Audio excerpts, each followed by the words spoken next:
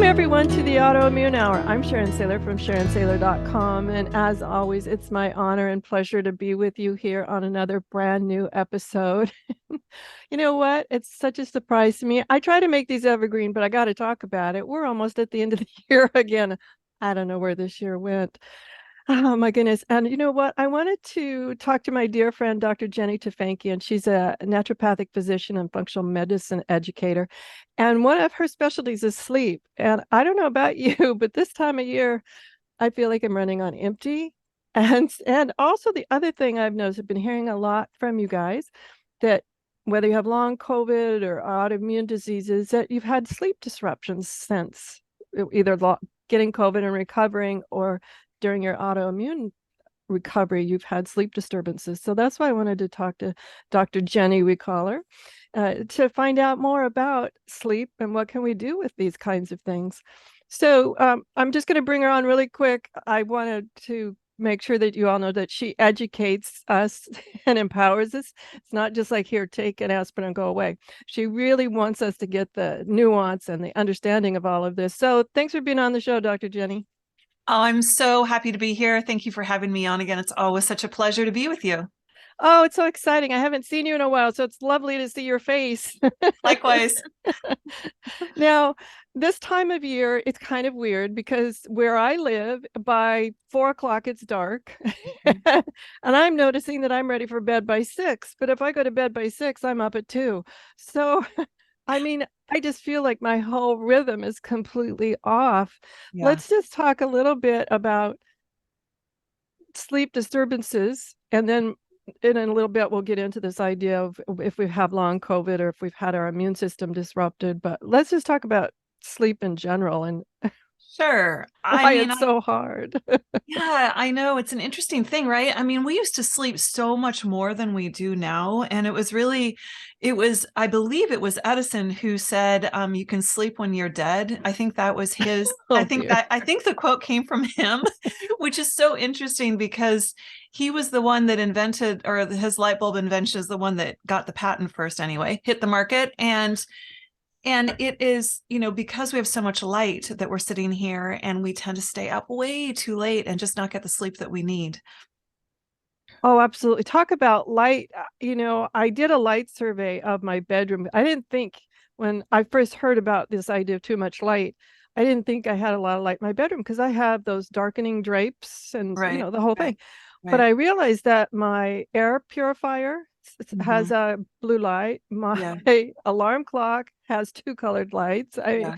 I had all these little points of light all around the room that were a surprise to me, how light the room really was. Yeah, yeah, it really adds up, and light bends. So even if you have those curtains, I find it's really tricky to get the light to not bend around the curtain and still come into the room and still reflect. But beyond all the sleep hygiene thing that a lot of us already know about darkening a room, there's a lot that we can do to impact our own body's rhythms so that we can sleep better. And I think the truth is that when we just kind of kick back and don't try to assert a lot of impact on what we're doing around our sleep, it's easy to get very severely sleep deprived in this culture right now.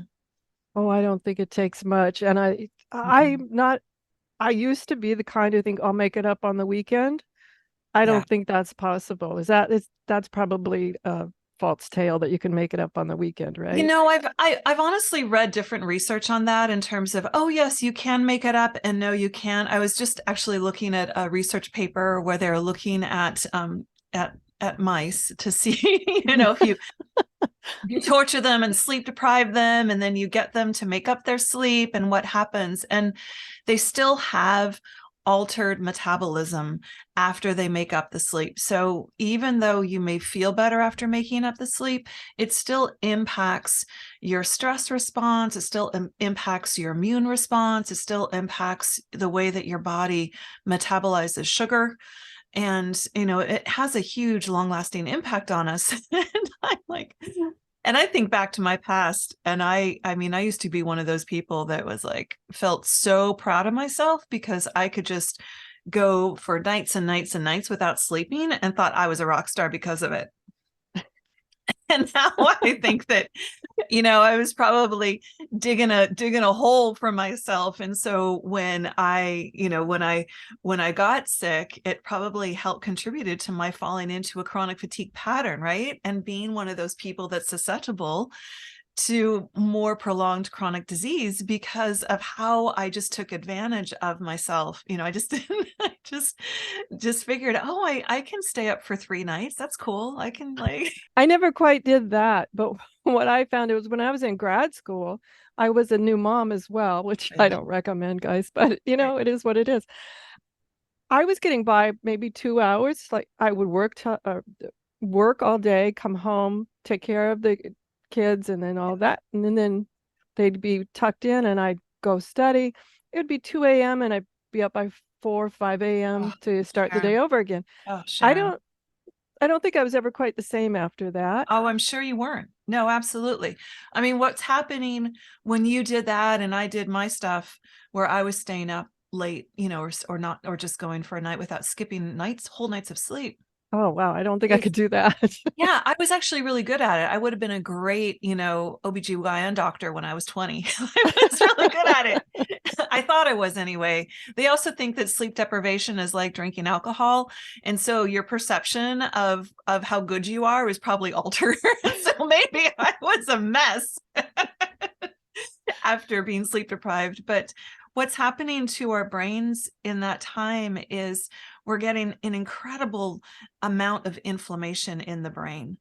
And we're really not able to think as clearly as we would be if we actually got the sleep.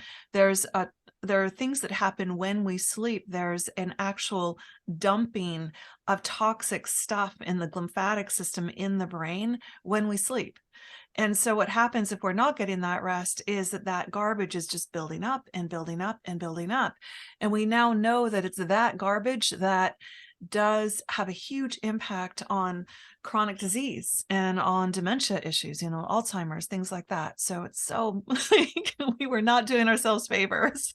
Well, what a metaphor. I was flashing on one time where I was in a very large city, which will remain nameless, that was having a garbage strike. Oh yes, gee, which one could that possibly be? I totally, yes, Well, yes. they're probably all the same. They probably, but it's such a metaphor. That's the first thing I flashed on was like, oh my goodness, all these smelly big black bags in my brain.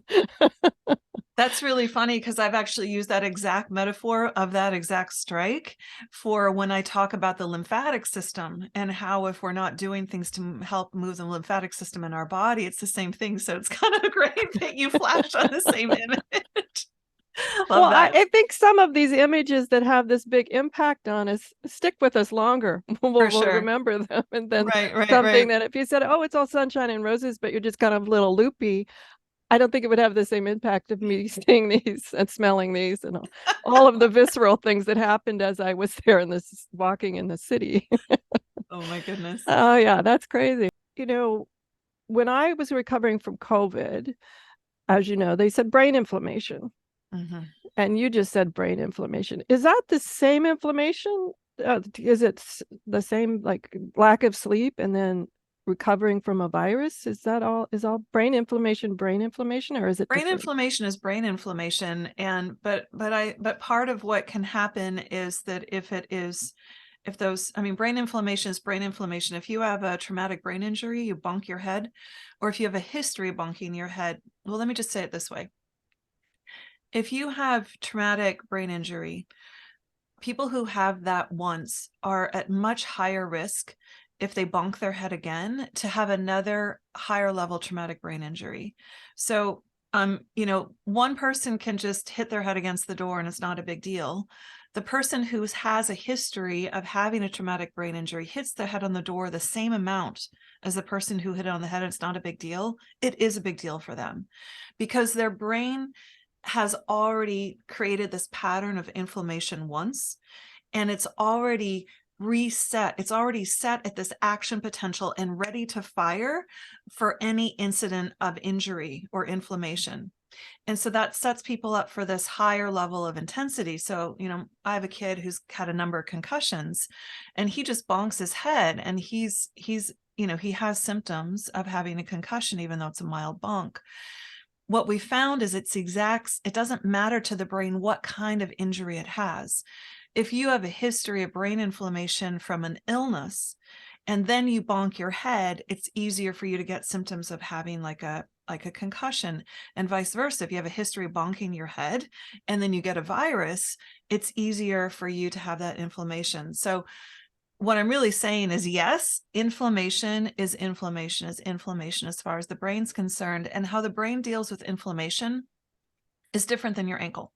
So if you sprain your ankle, it swells up, and there's kind of the 72-hour window where it's going to swell up the most it can. Now, your brain in an acute injury, if you bonk it, it's going to have that same 72-hour window. You don't know how much you get until the 72 hours is over.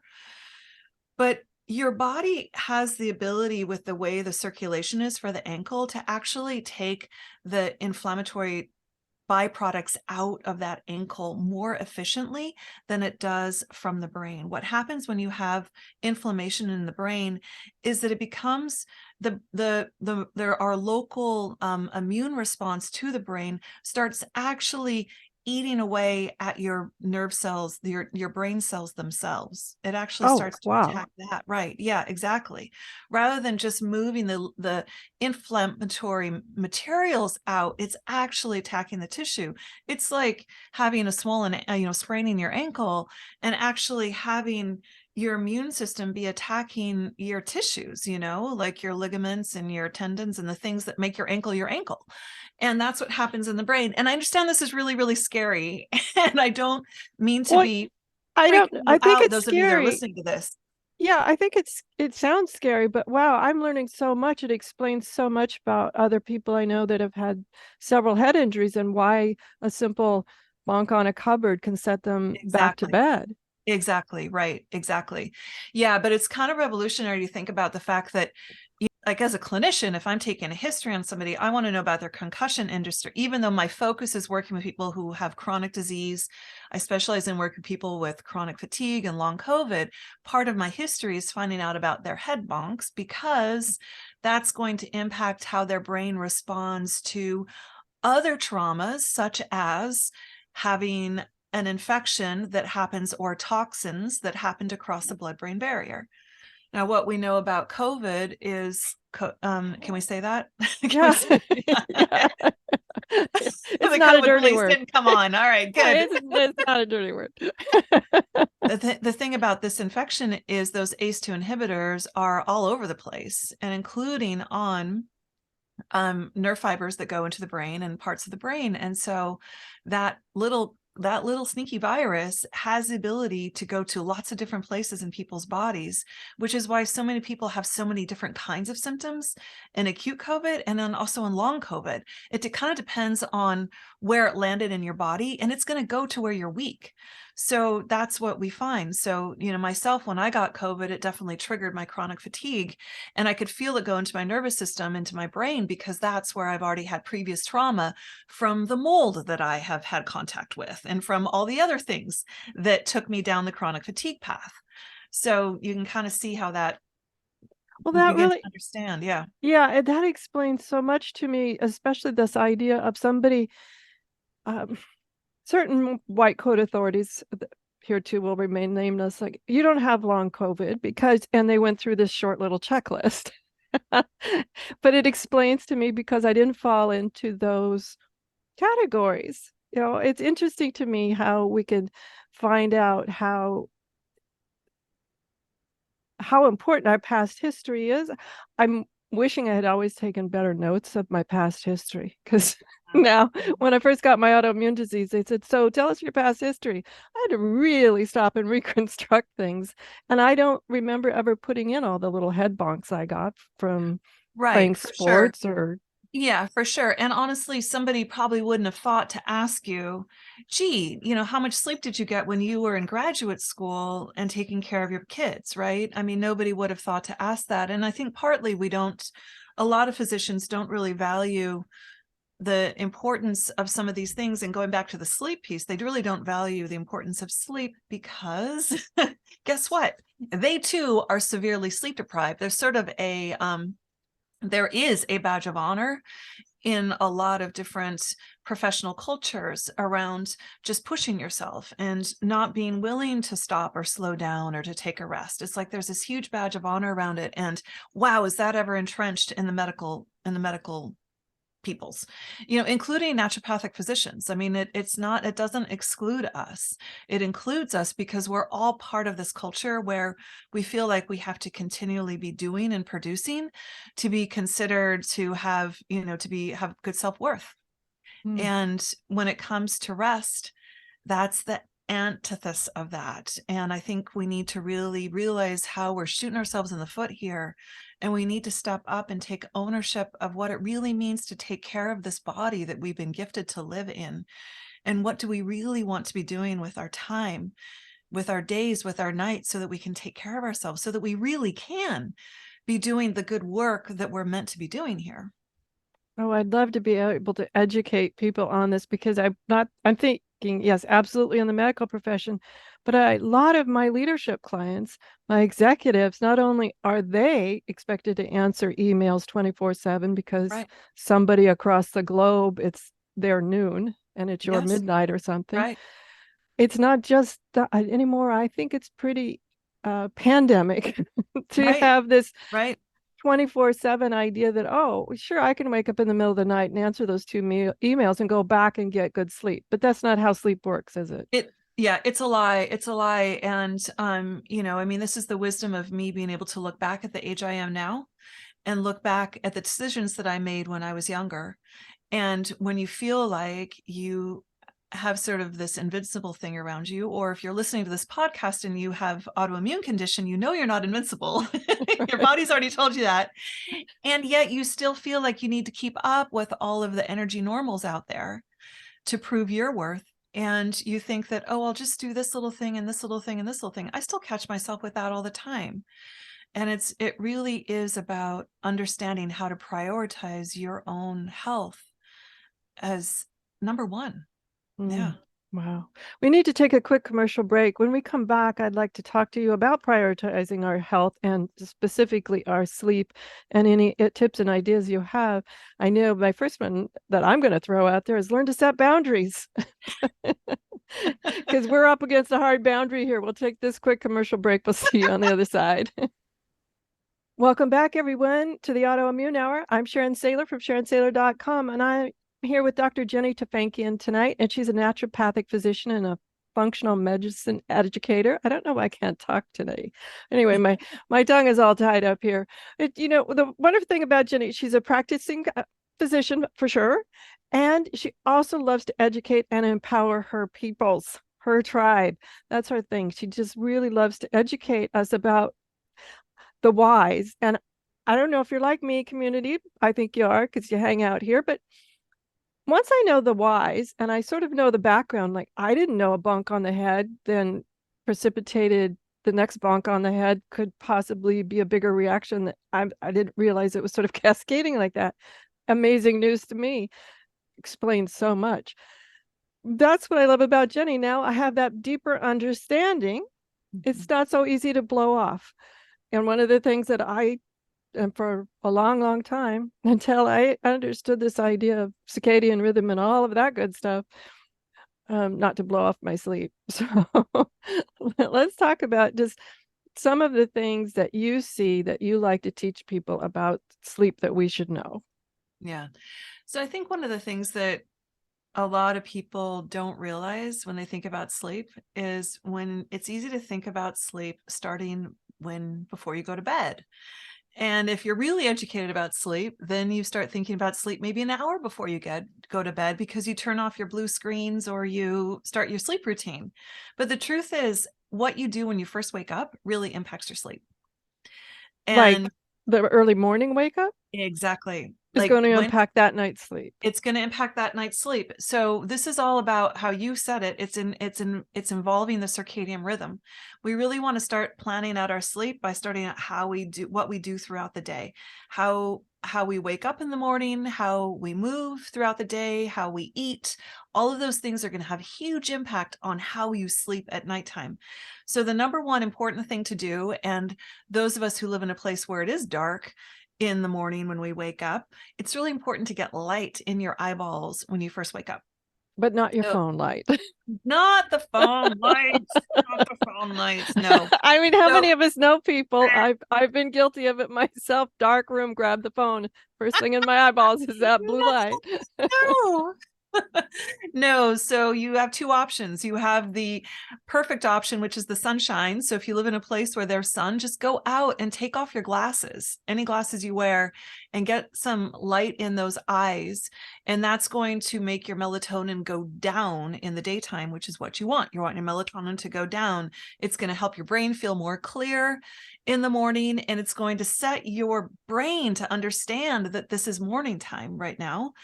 The other option, which I need to do quite a bit for where I live, which is I use a full spectrum light. So I have a couple of full spectrum lights in my house, and I'll turn them on and just have them on for, 5-10 minutes, at least in the morning when I'm just kind of getting ready for my day, making my celery juice, turn on the light. So when you say full spectrum light, is that one of those SAD boxes, or can we Correct. just get a light bulb that's full spectrum? No, it needs to be it needs to say full spectrum. So one of the SAD lights, the seasonal affective disorder lights, are great. There's also a number, the same companies that make those also make reading lights, and I have those and I love them because you can program them for that full bright light. So you can look at that in the morning, but then if you want a nice reading light at night, you can tone it down. So that's my biggest, I think everybody who lives in a place that's kind of dark in the wintertime should have full spectrum lights around. It really helps your mood as well. Okay. Well, I'm writing that down. That's got to go on my Christmas I list. was going to say they're also really good Santa, Christmas bring me a presents. full spectrum Exactly. light. They're really good Christmas presents for all of you last minute Christmas people or Oh, Hanukkah or whatever you celebrate. oh, yes, yes and no. I mean, it kind of reminds me of the time when my beloved gave me a vacuum. I think I'll buy it for myself.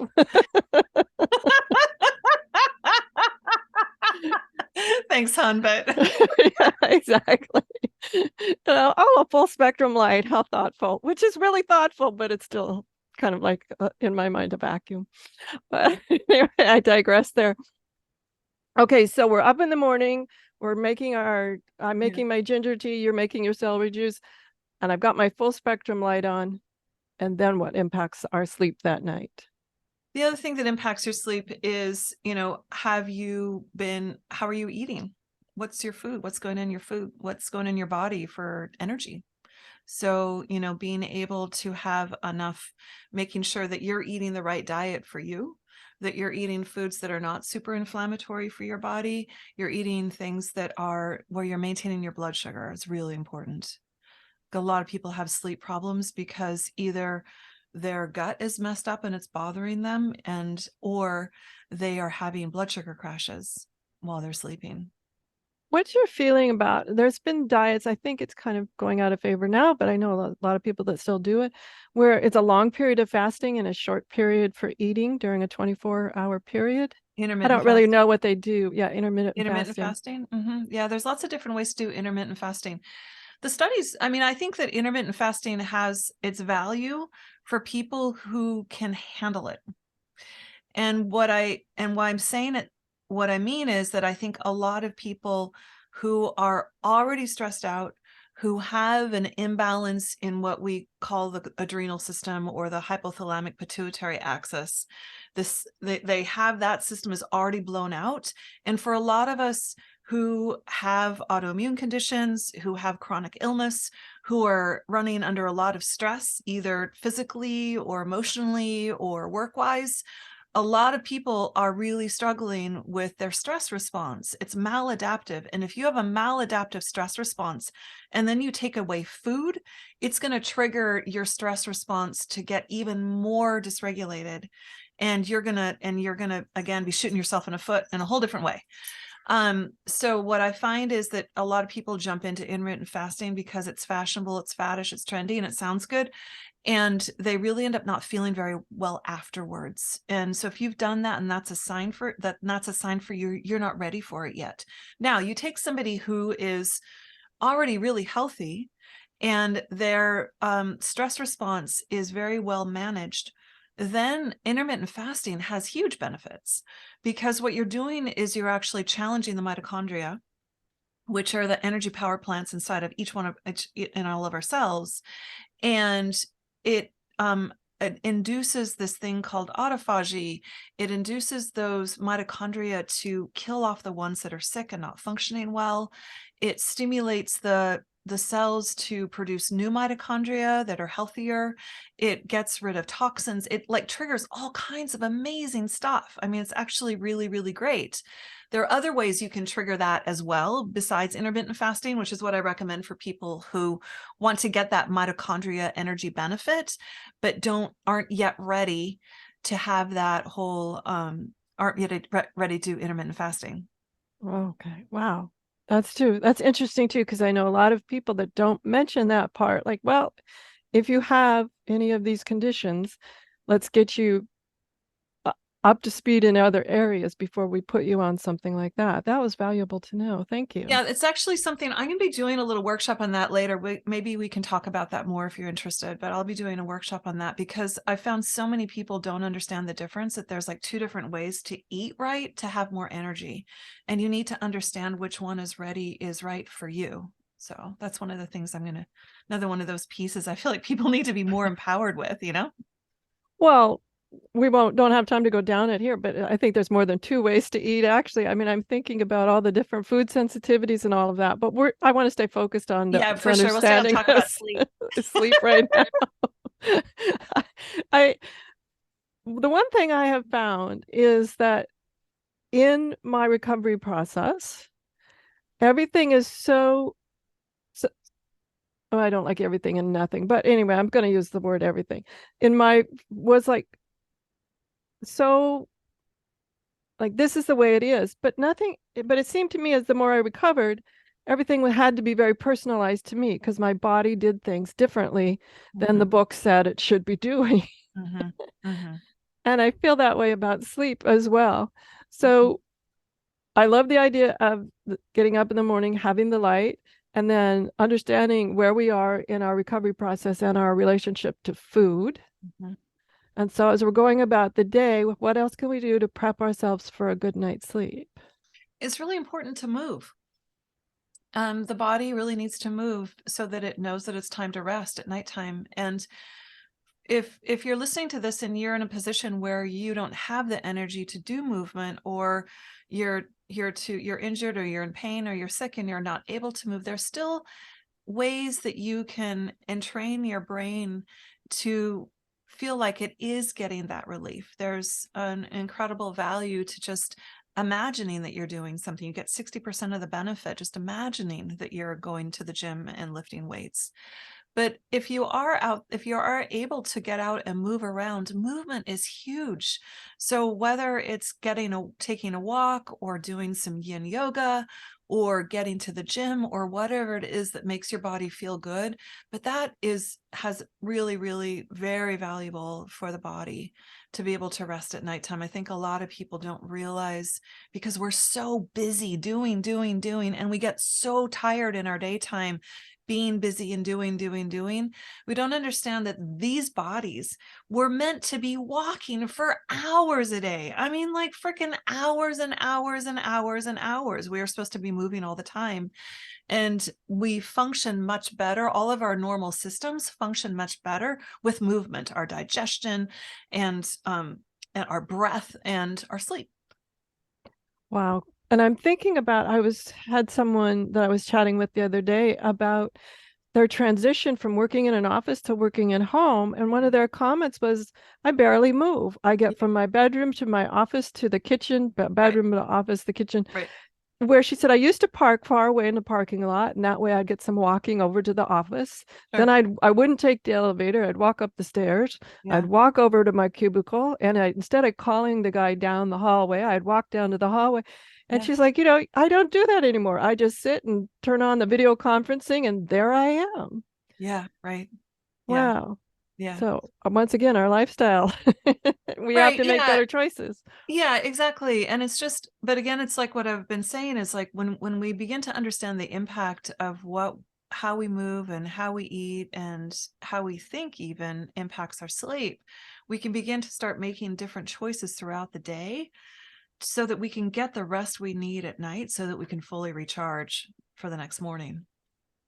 Okay, so we're coming into evening, and here's my bugaboo. We don't have to talk about it, but I'm just going to throw it out there. The problem is where I live, as you know, it's dark by 4 at this time of year, Yeah. 4:30 maybe. It's really Yeah. dark by 6. I find that I start yawning a couple of hours into the darkness, and I'm ready for bed in my mind, way too early. Yeah. If I don't want to be up by even before dawn. I won't even say the crack of dawn. I won't even, I'll be up way before dawn. So do we work through that darkness somehow? I mean, that realizing it's dark outside and feeling sleepy. What do we do? Do we go to bed when we're sleepy, or do we kind of wait and push the time out a little bit? Well, this is where, to your point of it needing to be individualized, this is where I'd say it's important for it to be individualized because it depends on how your body responds. There is this whole theory that people used to have two sleeps in other times in history where people would fall asleep early and then they would wake up in the middle of the night and they would do kind of mellow things. They would play music or talk or just kind of, socialize and keep kind of things mellow and quiet. And then they go back to sleep and sleep again for the rest of the night. And people were able to rest well in that system. There's also thinking that as we age, we develop more a biphasic sleep pattern where we sleep once and wake up and then a second time. And surely when I talk to a lot of my parents' friends in the retirement home, I hear this. A lot of them are up at 2 o'clock in the morning for a couple of hours. If you feel good, like if you have the ability to fall asleep early, be up for a few nights and do a few things, and it doesn't stress you out, and you can have a nice time, you can go back to sleep and you get enough sleep in the morning. You don't have to be up at 4:30 for your babies or 6 o'clock for work, and you can sleep in enough and you feel like you are recharged when you wake up for that second sleep, then that system probably works really well for you and you can individualize it for your need. Now, if you're telling me that you want to go to bed at 6, you wake up at 2, and then you can't get back to sleep for the rest of the night, I'd say, no, that's not so good, Sharon. I'd say that's a problem because It you're is. still functioning with the rest of us who are out here in the daytime Or attempting to, yes. attempting to, yes. So if it's just kind of that, oh, it's dark and drowsy, I mean, I guess I would ask a few questions. I would wonder, are you getting enough sleep that's making you that tired by 6 o'clock at night? Are you getting, is the quality of your sleep good enough for you? Maybe it's not. Or do you need a nap in the day so that you can go to sleep at 9 o'clock at night and feel good? Do you need to lie down at noon for 20 minutes, half an hour to sleep so that you can then fall asleep at 9 or 10 o'clock and sleep through the night? So, really you can individualize this for your own body's needs. Wow, I can just see that the more I learn, the more questions I have. Ask away. Well, you mentioned this little workshop. I will need to take a quick commercial break in a couple of minutes, and I do want to talk to you about cold and flu season. I don't want you to get away without telling us a little bit about that because I know you're an expert in that as well. So, but do mention what is the sleep class you're giving? Yeah, I'm doing a workshop it is on January 7th. It's 9:30 in the morning PST time. It's just 90 minutes.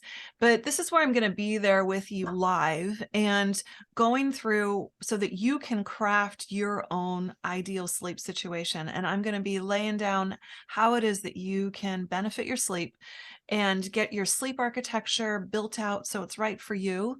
And I also am going to be giving away the protocols that I have seen to be really helpful with my patients and with my family dealing with sleep issues. So whether it's I can't fall asleep at night, or I can't stay asleep at night, or I wake up too early in the morning, we're going to be breaking each one of those down and looking at and talking about what it is that you can look at in your own health and your own day routine to see what it is that you can shift. And supplements that it's all natural, like all natural supplements and herbs, what you should use, what you shouldn't use, all that kind of stuff. It's gonna be fun. Oh, good, good. Well, your workshops are always fun, so I know that. I'm going to sign up for that one. That's for sure. Because the more we talk about sleep, the more I realize I didn't know and how individualized it is. Yeah. Yeah. And I like this idea of being able to figure this out because I do know that when I am rested, I do feel much better. And then I always that but my here's my bad habit, guys. I'm ratting myself out here.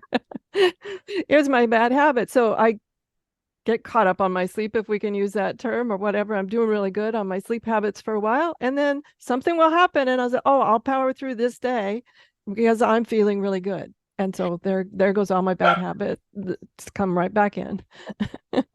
I totally, it's so easy for us to fall into those habits. And I think that's one of the challenges when you've had the past, like we both have, of pushing through, getting lots done, and putting our sleep off till later, is it's easy to fall back into that same old habit. That's I'm thinking though, I'll do it just once, but it's sort of like when I steal a cookie. I'll do it just once, and then tomorrow I want a cookie again.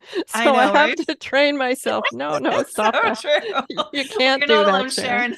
Sharon. Well, at least I know somebody else is out there going, oh no, I've started that habit all over again. Anyway, we need to take a quick commercial break. Come back, everyone, to the Autoimmune Hour. I'm here with Dr. Jenny Tufenkian. She's a naturopathic physician and functional medicine educator. As you've been hearing, she loves to teach us exactly what we should be doing. And then at least we know we should be doing it. I try really hard. I think I have to give myself grace and space sometimes to just say, well, it is what it is. But as you've heard, Dr. Jenny is actually a thriver herself. She's had chronic fatigue a couple of times in her life, and she's gotten herself through those. And that's what fuels her passion for educating her the people who come to her, her students and her patients, and even other physicians come to Dr. Jenny to find out about this. So before we move into cold and flu season, any final thoughts about the things we should know about getting good sleep, especially during the holiday season? I don't know. Sometimes I eat too late because I'm at an event. There's just lots of reasons I don't sleep good during the holiday season. Well, I think you actually said it when you said you need to give yourself grace. And there's a whole piece around mindset that's really important around sleep as well. I'll be diving into that at the workshop, but I would say just, right now, if you're listening to this and you already know that you're right in the midst of holiday season and you feel like you're not eating as well and you're not sleeping and all of that, I say give yourself some grace. And just know that there is so much that you can do to improve this, and collect the information that you need so that you can then do your best, the best you can, day by day, right? You don't have to be perfect, but just beginning to make an improvement can feel really, really empowering. Just beginning to make small shifts in your health. And I always like that each day or each half day or each minute, I can choose to make a better decision. And Exactly. It's so true. It's so true. It's absolutely true. And then, but once you understand which things actually do impact your sleep, if sleep is an issue for you, then you can be making better decisions all day long and get better sleep at nighttime. So. I think that was one of the big powerful takeaways from our discussion of sleep, because I didn't think about, well, what do you mean? What I'm awake, or what's that have to do with sleep? I kept thinking like, okay, it's the ritual where I wash up and get in my PJs, etc. And when I Right. climb in bed is important, not what Right. I do throughout the day. Right. Yes, exactly. Right. That's where people are really not, that's why the sleep rituals don't always work, because we've been going against having good sleep all day long. And then we expect this little 20-minute routine to knock us out. And we're all pretty big brain, smart people, and our brains are pretty powerful. So we want to get those brains working for us around our Yeah, sleep. goodness. Well, I didn't even get into doom scrolling. So, Right. which, Well, you want to mention doom scrolling? yeah, let's mention doom scrolling because I know you'll probably talk about it in your workshop too. But I've been guilty of it, and I think 99% of my friends have been guilty of it, if not guilty of it all the time. So let's talk about doom scrolling. Yeah, I mean, doom scrolling is what, when you sit there and you just get lost in some dark Absolutely. hole. You're looking through social media or you're looking through the news feed and you thinking, oh, I'm just going to do this for 5 minutes to catch up with the latest. And you look up and 2 hours is gone, and it's the middle of it's almost Yeah. morning. Yeah. So I have this thing that I figured out, is that if I find myself kind of looking for things that aren't really on task, it's like I'm not really looking up the latest research paper on something, or I'm not really making something happen in my day, but I'm just kind of like going down that path. To me, that's a sign of two things personally, in my own personal world. It's either that I am tired, it's a sign that I'm tired, and I really just need to turn it off and rest. Like if it's daytime, take an 11-minute shavasana, take a proper nap, or if it's nighttime, I just need to go to bed. The other sign it is for me is that I need a break. Like I'm overworking and I'm just not engaged in the project that I'm on right now. And if I'm looking for distraction, then clearly I need to be doing something else. So again, it's a sign that I just need to stop and take care of myself in a better way. So if I catch myself doing that, I know it's an unproductive, unhealthy kind of half-conscious activity, or even unconscious activity. And so I try to get conscious when I catch myself there and do something different, give myself a break or go rest. And highly addictive, if I Oh yeah, can it's say got that. your dopamine trigger. Talk about cookies. Your little dopamine beep, beep, beep, beep. I mean, man, yeah. Yeah, yeah. I did read a study off topic community, so off topic, but I did read a study that people are now spending more time in the bathroom than ever before, and they are blaming it that people take their telephones into the restrooms with them. And I was Wow, thinking, wow, interesting. okay, interesting. Nice. I would love to be the the grant writer on that study. But like, how do you explain that one? But anyway, sorry, guys. Jenny's a good friend whenever I get carried away. Anyway, so I do want to talk about cold and flu season really quickly before we run out of time, because I know you have a wonderful white paper on that we can go to your website and get. However, I've got several friends in my world who don't interact with each other, and all of them have influenza A right now. Yeah. Yes, and I can say that word too on here. But we're going to talk about the tridemic, RSV, COVID, and a lot of influenzas. But Yes. I mean, I'm just like, I don't remember any other time that I've had that many friends down with flu at one time. No, it's crazy. It's insane right now. I mean, I think we're still in the phase where we plan a social event and we don't know what's going to happen because somebody's going to be sick. I mean, with something, and we have to decide if we're going forward or canceling. So yeah, it's really, really high right now. I agree. So do we do we do these events? I mean, I don't know. I this is awful to say about some of my, my social circle. I'm not sure that they wouldn't come if they just, oh, I just thought I had a headache, instead of Mhm. really like, well, I have a headache. I don't know what it could be by tomorrow, so maybe I'll just drop out of, let Mhm. everybody else have a nice time. Yeah. That's kind of hard to say, but I think that's happened. I wonder if that's what happened to my friends getting it. So what are some things we can do are there things that we can, like my ginger tea, are there things we can do to like sort of beef our immune systems up a little bit? There's so much you can do to beef up your immune system. And I do go into it I do have a free PDF. Please, please, please, if you don't have this, or if you do have it, look at it, because in there it's a free PDF on colds and flus. And I talk about things that you can take for certain symptoms. And I also talk about prevention, things you can do to prevent it. And in the natural medicine world, I always say, I mean, the first step of prevention, right, is getting your health foundations in place, which sleep, yes, sleep is huge in terms of having your immune system work better, not being so inflamed, and not being so vulnerable to infections. Uh, Sugar is one of those things that eating sugar can really decrease your white blood cell production by like 40% for 5 hours after you eat a big dose of sugar. So Oh, reducing wow. sugar. I know it's a terrible thing to tell people right before the holidays, like, but it's so Well, true that it makes a no, huge it's good difference. to know.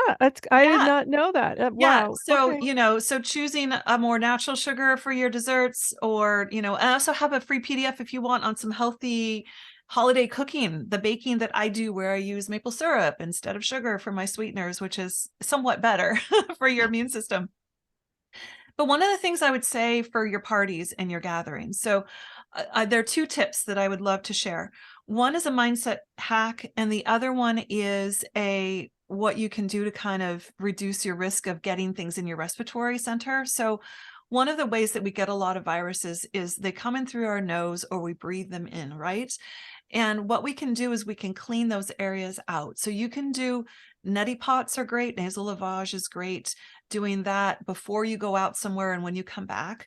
Or an easier thing is you can use a nasal spray. There's one with xylitol in it that had some good studies looking at how it reduced the ability for viruses to replicate in your sinus passages. So when I'm traveling, or if I'm going to a conference and I'm going to be around a lot of people, I'm using my little spray and I'm spraying my little snoz with the xylitol spray.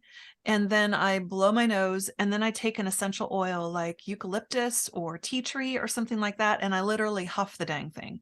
So I put a drop, like put a drop on my thumb, and I sniff it up on one side, and I sniff it up on the other side. And I need to be sure that these are pure, and nothing I'm saying is meant to treat or diagnose you. I'm just giving you information about what I do for you to, make good use of it. But I And I just find, want to fill in there that not the pure part is important because not all yes, essential oils are created the same. So make sure correct. that these are the ones that Yeah, can be ingested, not exactly. for diffusing. Exactly, because if you're shoving it in your nose, it's pretty much like shoving it in your mouth. So you Yeah. need to have it be the same. So it needs to be a high enough grade that you would use it internally before you put it in your nose. So very important that, but this is what I have been doing personally. Mhm. It has to be food grade. Make sure it's food grade for sure. Right, absolutely. There are a lot of these things that aren't I food know. grade. So make I know. sure that they are meant for Yeah. ingestion Yeah. and not for cleaning or other Yeah. products like that. Yeah. But there's a mindset hack that is I love doing. And let me just say before I say that, like in the guide, I talk about all kinds of things like warming socks and how to boost your immune system and all kinds of fun things in there. So check it out. But one of the mindset hacks that I love is really using the power of your own mind if you feel like you're getting sick. And also preventing getting illness. We do have an energy body as well as an emotional body and a physical body. And tapping into this can really help our physical body stay healthier, and it can help it heal. And so if I feel like I am getting sick, I take my remedies. I take the handful of whatever I'm taking that's immune supportive and anti-infective. And then I also do this. I ask myself, do I want to be sick? Like I've got the sore throat and the head cold coming on. I'm like, do I want to be sick? Because, sometimes you kind of do. You kind of like, yeah, I Check do kind of out. want to break. So I ask myself and I answer it honestly. And if the answer is yes, I did want to break, then I'm trying to make a deal. I'm like, okay, well, if I stayed well, would taking Saturday off or the weekend off, like, what do you need, girl? Like, what do you need? Like, let's take care of that. And I make a promise to myself. Like, okay, if we do that, do you still want to be sick? I'm like, no, of course not. I don't want to be sick. I just wanted to break. So then I bring in the intention of all of being healthy physically, mentally, emotionally, and spiritually. And I do something to really set that into my brain. And you can just cross your arms and cross your legs, and it's a whole brain posture, and it integrates the right and left lobes of the brain when you do that. You can just close your eyes and just be like, I am healthy physically, mentally, emotionally, and spiritually, until you actually feel a shift in your body. You'll feel a shift after just a few minutes or even seconds. And then you can and just doing this can really impact how it is that your body responds to an infection. I did this for the first time years ago, and I was at clinic during a really bad flu season. I felt fine in the morning, saw a whole day of patients. Around 4 o'clock, I didn't start not feeling well. Last patient at 5 took my temperature, 101.5 fever. Mm. And I knew I was out for the week, and I had full thing of patients, didn't want to change. It was like, oh, what a nightmare. Drive in to my driveway, sat in the car. I did this routine, walked into my house, didn't say a thing to my family, sat down, ate dinner, got myself to bed early, did it again before I went to bed. And I woke up in the morning with nothing, no sore throat, no headache, no fever, didn't get a flu that whole year. And that to me really helped me understand the power of the mind when it comes to this. So I feel like if we're running around going, oh, I'm so afraid, I'm going to get sick, I don't want to get sick, oh, germs, I don't want to get sick, versus really owning the power that you have to impact your own health by tapping into your energy and your emotional bodies and taking good care of your physical body. I think it's just that power that we have access to. And it's like, why not live that way? So we can choose if we want to go to the party, and we can go fully empowered, right? Because you've got your toolkit. You know what to take, you know what to do. Well, I love that because I learned early on that the mind doesn't understand the word don't. So if Right. I'm sitting there, don't get sick, it's sort of like the mind doesn't understand don't run. You're supposed to Right. say walk to Right. the mind if you want it to not run. And Right. so I'm thinking if you're sitting there, don't get sick, the mind's just going, oh, sick, Sick, sick, sick, sick, sick, sick, sick, sick. sick. So, so I'm implanting this into me. So I love that idea of being able to, maybe even a little mantra is I am whole and I am well and my body's functioning the way it's supposed to be. I mean, any sort of little Beautiful. mantra to yourself Exactly. instead of, oh, don't get sick, don't get sick. But I Right. find I have my own little routine that I do as well. And I love fresh ginger tea. And so part of that I is my own little thing because, I love tea, but fresh ginger tea, whenever I've been around someone and maybe I wasn't even really, I'll put in air quotes, exposed, but I'll hear when I heard some of my friends had influenza, I was like, when did I last see them? Oh no, I saw them 6 days ago. Was that long enough or whatever? And I just sort of pull out my remedies and start my little thing. And Yeah. 24 hours later, I'm fine. Yeah. Yeah. Yeah. Absolutely. Yeah. I'm all about people having that toolkit ready because you never know when the first symptoms are going to hit or when you had contact with somebody.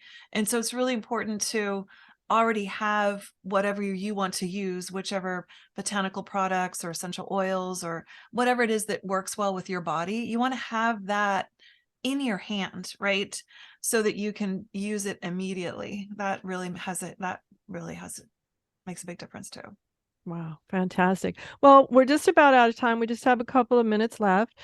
I know we've been talking about your sleep class that's coming up. I'm going to sign up for that. We're going to, and you've been talking about the cold and flu Mhm. report that we can get other things, but I didn't ever mention your website. So where do we go? Everybody's Sure. like, where do I get it? Yeah, so come to the drjennytufenkian.com. So that's drjennytufenkian.com. And on the website there's a free section. On the free section, you'll find the PDFs and the recipes for delicious desserts that you want to eat this holiday. So go ahead and grab those. On the homepage, there'll also be a sign up there for the sleep workshop. So check that out. And it will be lovely to see you. And if anybody is looking for guidance for with their chronic disease, I'm taking on a few new clients to work with me. So if you're interested, you can go jump over to my Joyful Health website and check it out there. Fantastic. Great. Now, grab your pencil because I'm going to spell her name. Okay. And it will also be over at Understanding Autoimmune on the show page. So, ready? You got your pencil? Her website is DRJENNY. And then here's the word Tufenkian, TUFENKIAN.com. Now, that'll be over at understandingautoimmune.com. Yes, thank you for the clap. I did, You after all did it. these years, I can spell your name, dear. And then it was enjoy, ENJOY, full, FULL, health.com. So that's her other website as well. So thank you, Dr. Jenny. I always adore when you come. I love it. You're just always full of great ideas, things I've never knew. And I love that behind the scenes things because that motivates me more than somebody just saying, don't eat sugar. But now that you've told me what sugar does to the body for 5 hours after, I'm like, oh my goodness, well, that makes perfect sense. So it sort of reinforces that idea of somebody saying, don't do this. Now I know why I don't want to do it.